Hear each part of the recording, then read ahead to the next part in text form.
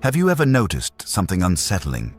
You spend time around people, friends, co-workers, family, crowds, and nothing bad happens.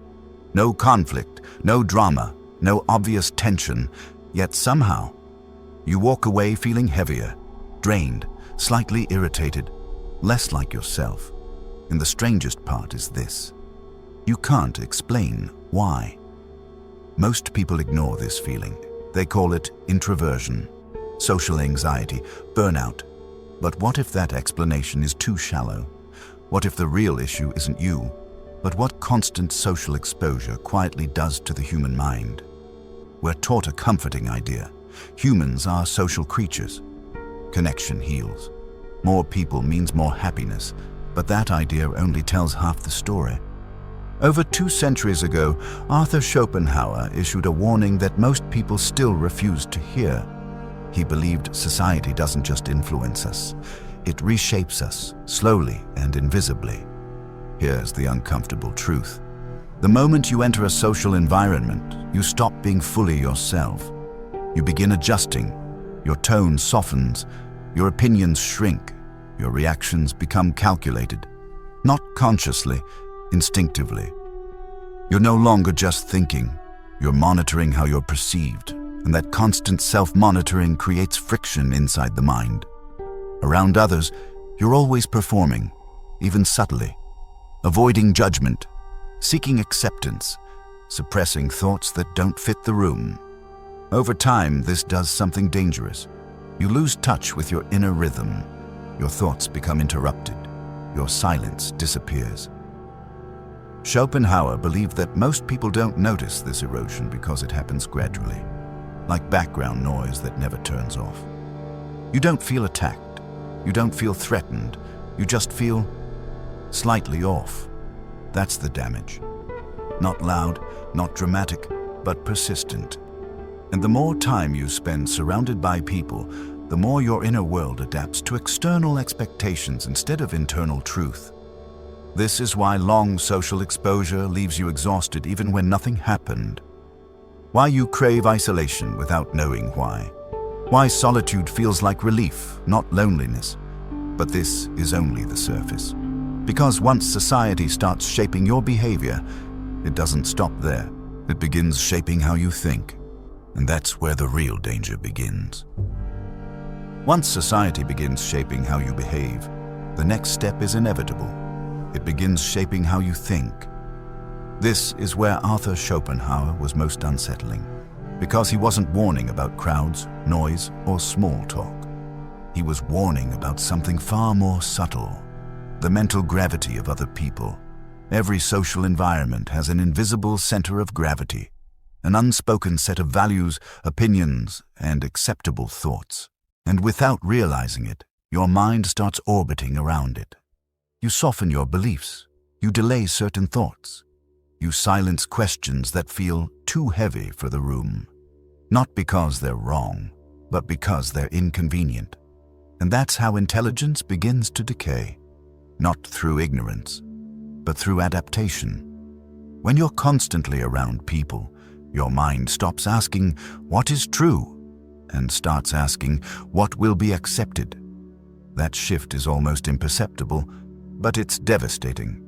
Your thoughts become shorter, your curiosity weakens, your inner voice grows quieter, and over time, you mistake this dullness for maturity.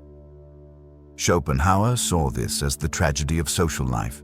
The more you blend in, the more you lose access to your deeper thoughts. Because deep thinking requires distance. Distance from opinions, distance from noise, distance from the emotional climate of the group. But modern life does the opposite. It traps you in constant exposure. Conversations, messages, updates, reactions. Your mind is never left alone long enough to stretch. So instead of thinking, you react. Instead of reflecting, you absorb. This is why society feels mentally exhausting even when it's pleasant. Why you feel scattered after long interactions. Why your clearest ideas come late at night, alone, when the world finally goes quiet. Schopenhauer believed solitude wasn't an escape from people. It was a return to yourself. But here's the twist most people miss. Society doesn't just suppress deep thought. It slowly teaches you to fear it, and once that happens, you don't need crowds to limit you anymore. You do it to yourself. Schopenhauer believed that society doesn't reward depth, it rewards agreement. Original thinking creates friction. Silence makes people uncomfortable. Solitude looks suspicious. So the safest move, psychologically, is to think like everyone else. By now, something should feel uncomfortably familiar. Not because this is new information, but because you've felt it before. You leave social situations not angry, not sad, just empty, and you can't explain why. Arthur Schopenhauer believed this exhaustion had nothing to do with shyness or weakness. He saw it as the emotional cost of proximity. Every person carries an inner world, fears, insecurities, ambitions, frustrations. When you're around people for long periods, you don't just hear their words, you absorb their emotional state. Anxiety leaks, restlessness spreads, tension becomes ambient. And because humans are deeply empathetic creatures, your nervous system reacts automatically. You start mirroring moods, adjusting energy, managing emotional atmospheres that aren't even yours. This is why being around people feels like work. Even when you like them, you're constantly regulating how much you speak, how much you reveal, how much of yourself you suppress. Not because anyone demands it, but because social harmony requires emotional compromise. Schopenhauer understood something most people never articulate. Society demands emotional availability, but offers little emotional depth in return. So you give, and give, and give, until you feel strangely depleted. This is also why silence around others feels uncomfortable. Silence invites depth. Depth invites truth. And truth disrupts social balance. So conversations stay shallow. Topics loop endlessly. And real thoughts remain unspoken. Over time, this trains you to disconnect from your own emotional clarity. You stop noticing what you feel. Only what's appropriate to feel.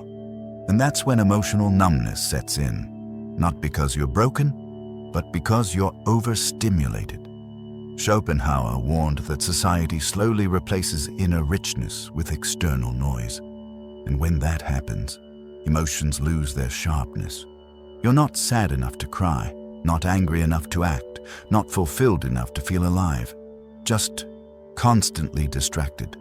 This is why solitude feels like relief instead of loneliness. Why being alone restores something you didn't know you lost. Why your emotions make sense again when no one is watching. But here's the most disturbing part.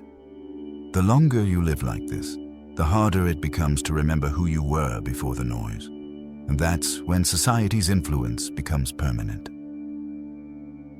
There is a moment most people never notice. It doesn't arrive loudly. It doesn't announce itself. It doesn't feel like a crisis. It feels normal. You wake up. You move through people. You speak, respond, agree, adapt, and somewhere along the way, you stop asking a dangerous question: what do I actually think? Arthur Schopenhauer believed this was society's most destructive effect. Not exhaustion, not distraction, but disconnection from the inner self. Because your inner self only reveals itself in silence. Not silence as in the absence of sound, but the absence of pressure. Pressure to respond, pressure to perform, pressure to be understood. When that pressure disappears, something rare happens. Your thoughts slow down, your attention sharpens, your inner voice returns. But society leaves no room for that state. Every environment demands a version of you, a role, a tone, a mask. And while one mask doesn't damage you, wearing masks constantly does. Schopenhauer observed that people surrounded by others for too long begin to confuse social identity with true identity. They stop asking, what do I value? What do I enjoy? What do I believe? And start asking, what works here? What fits in? What avoids friction? That shift is subtle, but irreversible if left unchecked. Because the more you adapt externally, the weaker your internal compass becomes. This is why prolonged social exposure feels disorienting.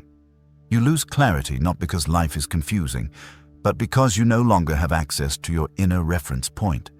And without that reference point, everything feels unstable. Opinions shift easily, motivation fades, conviction disappears. You don't feel lost in the world. You feel lost inside yourself. Schopenhauer believed solitude was the only environment where the self could reassemble. Not isolation, not bitterness, not withdrawal from humanity, but deliberate distance. Distance allows thoughts to finish themselves. Distance allows emotions to organize. Distance allows truth to surface without interruption. That's why your clearest realizations don't come in conversation. They come in solitude, late at night, on long walks, in quiet rooms, moments where nothing demands anything from you, but society trains you to fear those moments. It labels solitude as loneliness, silence as emptiness, aloneness as failure. So you fill the space with people, with noise, with constant interaction. And in doing so, you slowly erase the conditions required for self-knowledge. Schopenhauer warned that a person who cannot be alone has already been conquered by society, not physically, but psychologically. Because once you lose the ability to sit with yourself, you lose the ability to know yourself. And when that happens, life becomes reactive instead of intentional, crowded instead of meaningful, busy instead of alive. But here's the part most people never hear. Society doesn't destroy the self all at once. It dissolves it, quietly, politely, over time. And unless you resist it consciously, you won't even notice what you've lost. Pause on that. By this point, a difficult realization should be forming. Not about society, but about awareness. Because the most dangerous effects are never felt immediately. They feel normal. Arthur Schopenhauer understood that society doesn't need force to dominate the individual. It only needs distraction. When your mind is constantly occupied, conversations, opinions, reactions, expectations, you never stop long enough to notice what's missing. And what's missing isn't happiness, it's clarity. Most people confuse stimulation with fulfillment, noise with connection, movement with progress. So when society drains them, they don't ask why. They ask for more stimulation, more people, more interaction, more noise. That's the trap, because the very thing exhausting them becomes the thing they use to escape exhaustion. Schopenhauer believed this is why people fear solitude so deeply. Not because solitude is painful, but because silence exposes what noise has been hiding. In silence, there's nothing to perform, nothing to impress, nothing to adapt to. And suddenly, the questions return. Why am I doing this? What do I actually want? Who am I when no one is watching?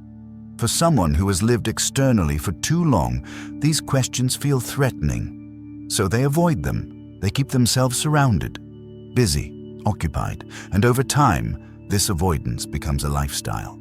This is why people who are constantly social often feel restless when alone. Not bored, anxious, because anxiety fills the space where self-knowledge should be. Schopenhauer warned that society trains people to outsource their sense of self. Approval replaces conviction, belonging replaces meaning, recognition replaces purpose. And once this happens, the individual no longer feels broken, they feel dependent. Dependent on reactions, dependent on validation, dependent on constant interaction to feel real. This is the point of no return for most people, because rebuilding the inner self requires discomfort. It requires withdrawal. It requires silence, and society teaches that withdrawal is failure. So instead of rebuilding, people numb themselves. They scroll, they socialize, they consume, not because they're shallow, but because they're avoiding a confrontation with themselves. Schopenhauer believed that the tragedy of modern life isn't suffering. It's never being alone long enough to understand it. That's why so many people feel vaguely dissatisfied without knowing why. Why they chase connection but feel emptier afterward. Why they fear being alone but crave solitude. They're sensing the loss, but they don't have the language to name it. And here's the harsh truth. Once society replaces your inner world, reclaiming it feels unnatural. Stillness feels uncomfortable. Silence feels heavy. Thinking feels exhausting, not because something is wrong with you, but because something essential has been neglected for too long. This is why most people never escape society's influence, not because they can't, but because they don't realize there's anything to escape from, and without awareness, the damage continues quietly, right up until the end. Sit with that. If any part of this felt uncomfortably accurate, that's not coincidence. It means you've noticed something most people never stop long enough to see. This channel exists for that reason. Not to entertain endlessly, not to drown you in motivation, but to explore the ideas most people avoid, quietly, honestly, without distortion. If you want more videos like this, videos that challenge modern assumptions, question society's pressures, and help you rebuild clarity in a noisy world, then subscribe. Not because you should, but because these ideas only matter if you continue thinking about them. New videos come regularly. Each one builds on the last, and each one goes deeper. If this helped you understand yourself even slightly better, you already know what to do. I'll see you in the next one. Think carefully.